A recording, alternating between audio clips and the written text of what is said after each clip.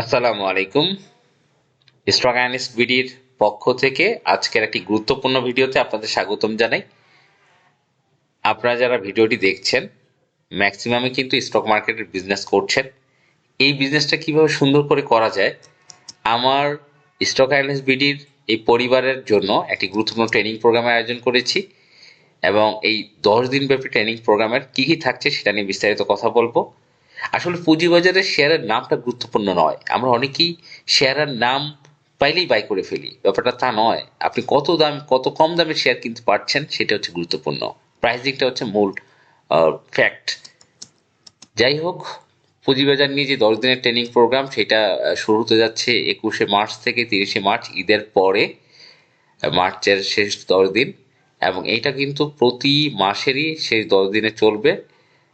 Batch 1 batch 2 এভাবে থাকবে এবং এটার সময় হচ্ছে রাত 9টা থেকে 10:30 বা 11টা পর্যন্ত গুগল মিটের মাধ্যমে। এবং এইটার যে কোর্স ফি সেটা হচ্ছে 5,100 টাকা 10 দিনের জন্য।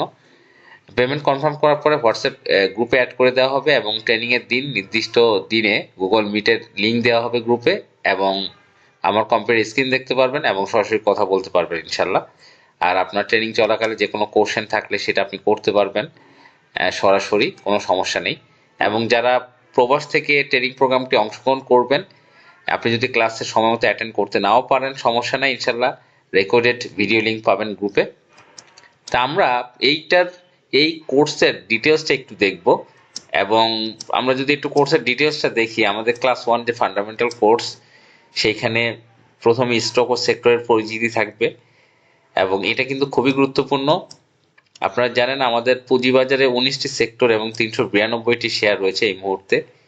সবচেয়ে বেশি শেয়ার রয়েছে টেক্সটাইল সেক্টরে এবং ইন্স্যুরেন্স সেক্টরে 58টি কোম্পানি রয়েছে।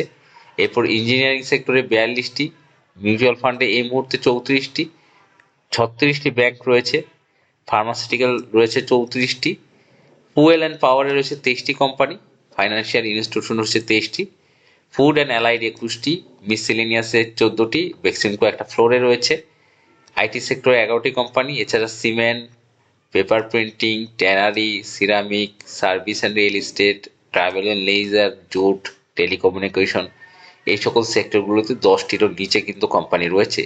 সর্বনিম্ন জুট এবং টেলিকমিউনিকেশনে 3টি করে কোম্পানি রয়েছে।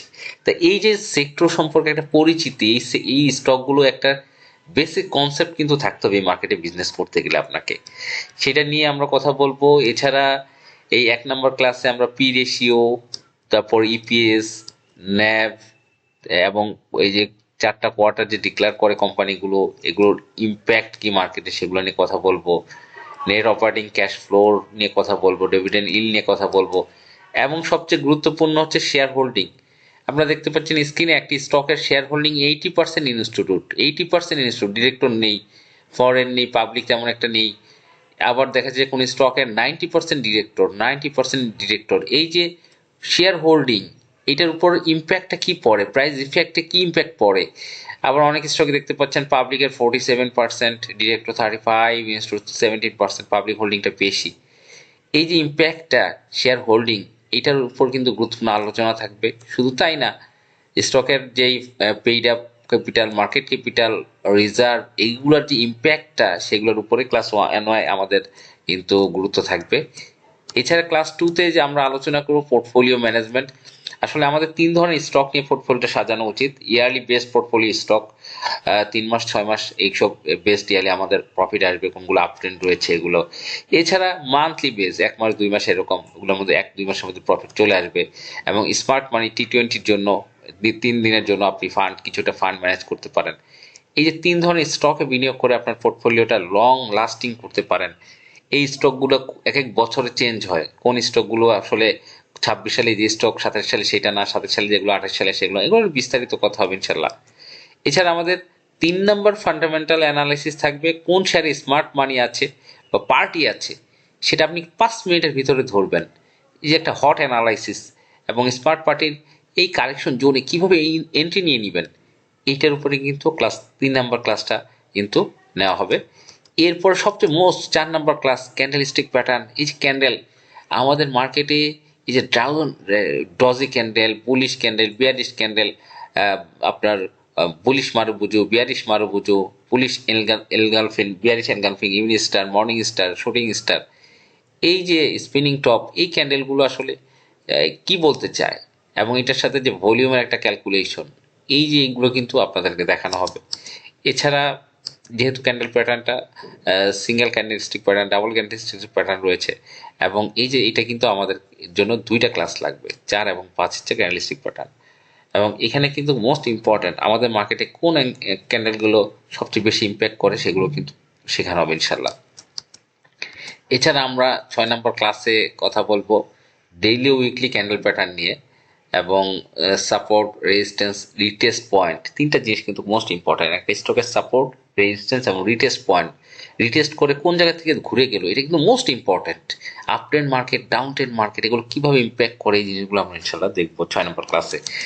এবং আমরা কিছু ইন্ডিকেটর নিয়ে আলোচনা করব, moving average, RSI, MACD, Bollinger band, Fibonacci retracement, এই যে ইন্ডিকেটরগুলো আমাদের ইম্প্যাক্টটা কি, আপনার কিছু সংকেত দেবে ইন্ডিকেটর, এগুলো নিয়ে কথা হবে ইনশাল্লাহ 7 নম্বর ক্লাসে।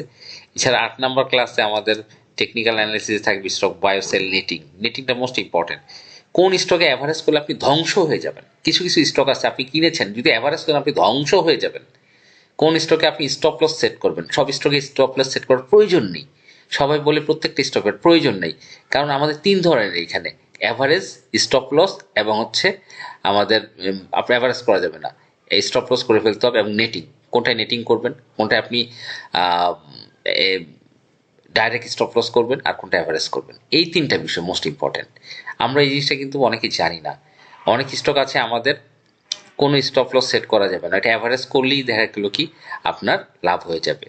এটা মোস্ট ইম্পর্টেন্ট। অনেক আমি দেখছি অ্যানালিস্টরা ভুল করে, প্রচন্ড ভুল করে এটা বিষয়টা, যে একটা স্টক আপনি যেখানে স্টপ লস দিলেন সেখানে বাড়ি খেয়ে উঠে গেল, এইটা 99% ঘটে। সেখানে আপনি অ্যাভারেজ করলেই হয়ে যাবে, সেখানে আপনার স্টপ লস সেট করার প্রয়োজন নেই। এই জিনিসগুলো, এই যে কনসেপ্টগুলো আপনার ক্লিয়ার রাখতে হবে। এরপরে 9 নম্বর ক্লাসে আমাদের যেটা থাকবে, শেয়ার কিনে লসে থেকেও কিভাবে বাই নেটিং বা সেল নেটিং করে লাভ করবেন, এটা খুবই মোস্ট ইম্পর্টেন্ট একটা ক্লাস। এছাড়া আমাদের যেইটা মোস্ট ইম্পর্টেন্ট, উপরে পিছনে যে ব্যাকগ্রাউন্ড লগোটা বুঝতে পারছেন স্টক এনএসবিডির, এটা হচ্ছে মোস্ট ইম্পর্টেন্ট একটা ক্লাস। যে কোনো শেয়ার হল্ট হবার লক্ষণ শনাক্তকরণ, কিভাবে বুঝবেন স্টকটা হল্ট হচ্ছে। আমার ভিডিওটা আপনারা দেখেন যে স্টক ভিডিও দিলেই হল্ট হয়ে যাচ্ছে ম্যাক্সিমাম স্টক, এগুলো কিভাবে আসলে আইডেন্টিফাই করা হয়, এবং একটা ফলিং নাইফ স্টক কিভাবে চিনবেন, এবং সেগুলো থেকে দূরে থাকবেন, এইটা আমরা 10 নম্বর ক্লাসে শিখবো। এবং ওভারঅল যদি আমরা দেখতে পাই যে এই যে 10টা ক্লাস আপনাদেরকে নেওয়া হবে, আমি 10টা ক্লাসের ছবি এখানে দিয়ে দিচ্ছি, আপনি স্ক্রিনশট নিয়ে রাখতে পারেন। এই 10টা ক্লাস কিন্তু আমরা ইনশাল্লাহ করব, এবং যারা করবেন অবশ্যই যোগাযোগ করবেন। আর স্টক মার্কেটের শেখার শেষ নেই, জানার শেষ নেই, কিন্তু আপনাকে শিখতে হবে বিজনেস করতে গেলে। এই মার্কেটে দীর্ঘদিন টিকে থাকতে গেলে, আপনাকে বিজনেস করতে গেলে আপনাকে শিখতেই হবে, এবং শেখার কোনো বিকল্প নেই। এবং শেখার মাধ্যমে একজন মেন্টর, সর্বপ্রথম একজন অ্যানালিস্ট বা একজন মেন্টরের আন্ডারে আপনাকে কিন্তু থাকতে হবে, কারণ আপনি তার কাছ থেকে পরামর্শ করতে পারবেন। যাই হোক, ভালো থাকবেন। নতুন ভিডিও দেখার আমন্ত্রণ রইল। আসসালামু আলাইকুম।